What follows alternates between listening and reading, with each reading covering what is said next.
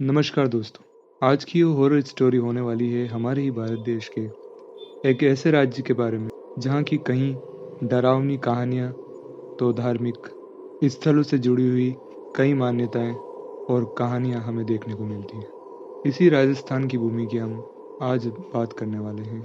राजस्थान को हमने कई बार इसके पहनावे, इनके रीति रिवाज और यहाँ की मान्यताओं से जाना है। हम जानेंगे राजस्थान की कुछ डरावने और रोचक कर देने वाले ऐसे पहलुओं को जिनको सुलझाना बहुत ही कठिन है। हम जानेंगे इस कहानी के अंदर कि क्या होने वाला है भानगढ़ का अधूरा साया। आपने भानगढ़ का नाम कभी ना कभी तो सुना ही होगा। ऐसा माना जाता है कि यहाँ पर कई राजा महाराजाओं से जुड़ी हुई उनके जीवन से संबंधित ऐसी घटनाएं हैं जो कि हैरान कर देने वाली है। इन्हीं कहानियों में से एक कहानी ये भी है जिसे सुनकर आपके रोंगटे खड़े होने वाले हैं। इतिहास और एक अनजान निमंत्रण से इस कहानी की शुरुआत होती है। आज से लगभग 30 साल पहले की ये बात होने वाली है, जहाँ आदित्य एक वीडियोग्राफर होता है जो कि अपनी कहानी के लिए आदित्य अपने दोस्त विक्रम के साथ राजस्थान के एक छोटे से गांव रूपनगर के पास एक रहस्यमय जगह पर आता है। यह जगह सदियों पुराने वीरान भानगढ़ किले से ज़्यादा दूर नहीं है, पर इसके बारे में कम ही लोग जानते हैं। आदित्य अपने कैमरे में रिकॉर्ड करते हुए कहता है, नमस्ते दोस्तों, आप देख रहे हैं रहस्य की खोज। आज हम आ चुके हैं राजस्थान के सबसे डरावने हिस्सों में से एक, वो हिस्सा जिसके बारे में सरकार भी बात नहीं करती। हमने सुना है कि इस वीरान जमीन पर एक हवेली है जिसका नाम है रनकपुर की हवेली। कहते हैं कि यह हवेली भानगढ़ से भी ज्यादा शापित है और इसके अंदर जाने वाला कभी वापस नहीं आता है।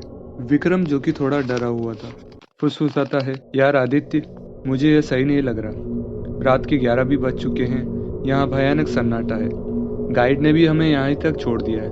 आदित्य हंसता है, डर मत विक्रम, थोड़ा रिस्क तो लेना ही पड़ेगा। गांव वालों से उन्हें पता चला था कि यह हवेली 200 साल पहले एक शक्तिशाली तांत्रिक कालिया की थी, जिसे हवेली के मालिक राजा ने विश्वासघात करके मार दिया था। मरने से पहले कालिया ने श्राप दिया था कि जो भी इस हवेली में रात बिताएगा उसकी आत्मा हवेली की दीवारों में कैद हो जाएगी और उसे राजा के साथ किए गए विश्वासघात की रात को बार बार जीना पड़ेगा। एक टूटे फूटे लोहे के गेट से हवेली का परिसर शुरू होता है। चारों तरफ सूखी हुई बबूल की झाड़ियां हैं और हवा में मिट्टी, पुरानी ईंट और अजीब सी मिट्टी की गंध मिली हुई है। हवेली के अंदर का अंधेरा। जैसे ही वे हवेली के मुख्य दरवाजे पर पहुंचते हैं, एक तेज हवा का झोंका आता है और दरवाजा चरमराहट के साथ खुल जाता है। अंदर खूब अंधेरा था। आदित्य टॉर्च जलाकर अंदर जाता है। हवेली के बीच में एक विशाल आंगन है जिसके चारों तरफ कमरे हैं। दीवारों पर भयानक नमी और कई काई जमी हुई थी। विक्रम अचानक रुककर कहता है, आदित्य, क्या तुझे किसी के चलने की आवाज आ रही है? दोनों कान लगाते हैं। एक पल के लिए उन्हें ऊपर की मंजिल से पायल की धीमी बेसुरी आवाज सुनाई देती है। छन छन छन। आदित्य उत्साह से फुसफुसाता है, यह तो असली है, चलो ऊपर।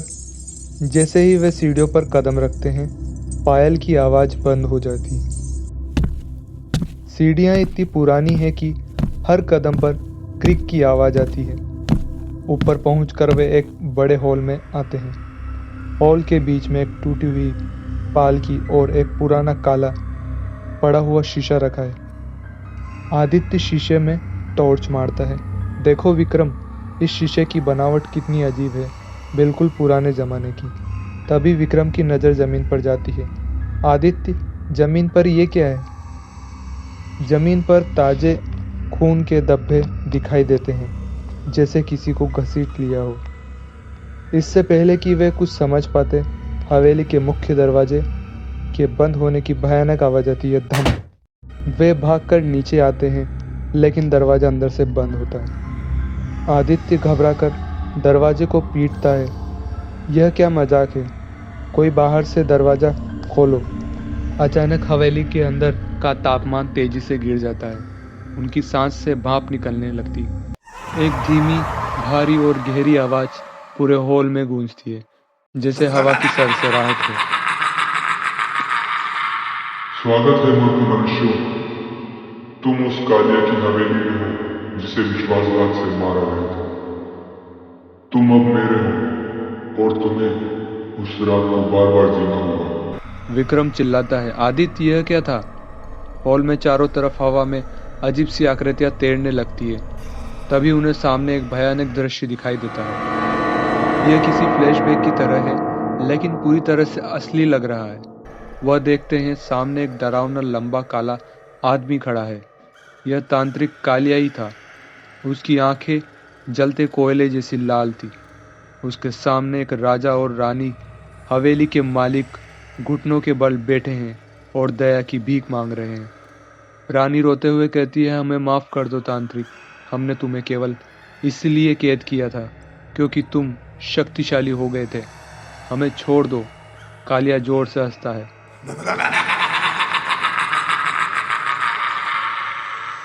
विश्वासघात तुम दोनों ने मुझे मेरे ही घर में जहरीला खाना दिया। अब तुम दोनों और जो कोई भी इस हवेली में आएगा वह मेरी आत्मा का गुलाम बनेगा। कालिया एक जोरदार मंत्र पढ़ता है। जमीन से आग की लपटें उठने लगती है। वह राजा और रानी को अपनी तरफ खींच लेता है।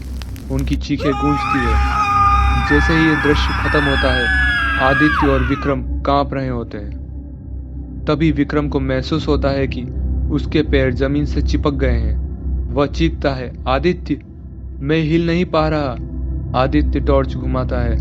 जमीन पर जहां खून के धब्बे थे, वहां अब छोटे छोटे काले हाथ के निशान बन गए हैं, जो विक्रम के टखनों को कस रहे हैं। आदित्य उसे खींचने की कोशिश करता है, पर विक्रम को कोई दृश्य शक्ति जमीन के अंदर खींच रही है।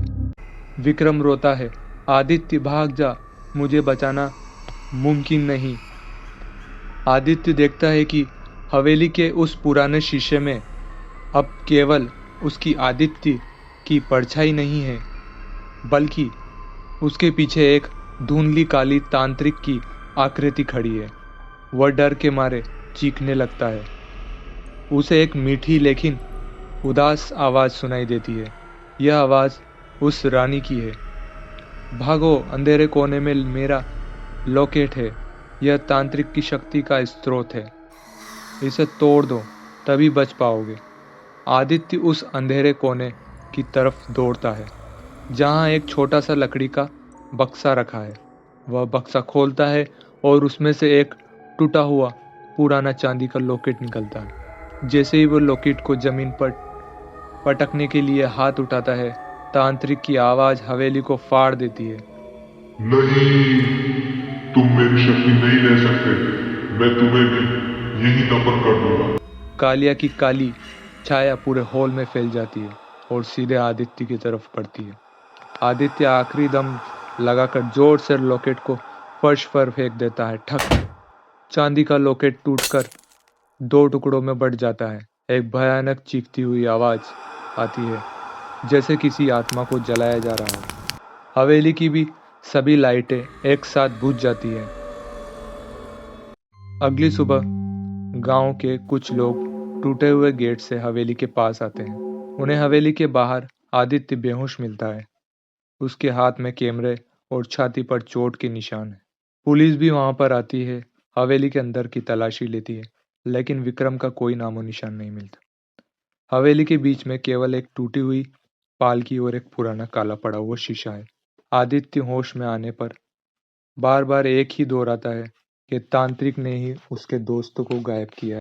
लोगों को इस पर काफी आश्चर्य हुआ, लेकिन फिर आदित्य ने पूरी बात बताई कि उसकी कैसे रानी ने सहायता की थी। यह सुनकर गांव वालों को प्रसन्नता भी हुई, लेकिन यह दुख भी था कि आदित्य का दोस्त हमेशा के लिए इस दुनिया में नहीं रहा। ऐसी ही मज़ेदार और डरावनी कहानियों को सुनने के लिए सब्सक्राइब कीजिए हमारे चैनल को।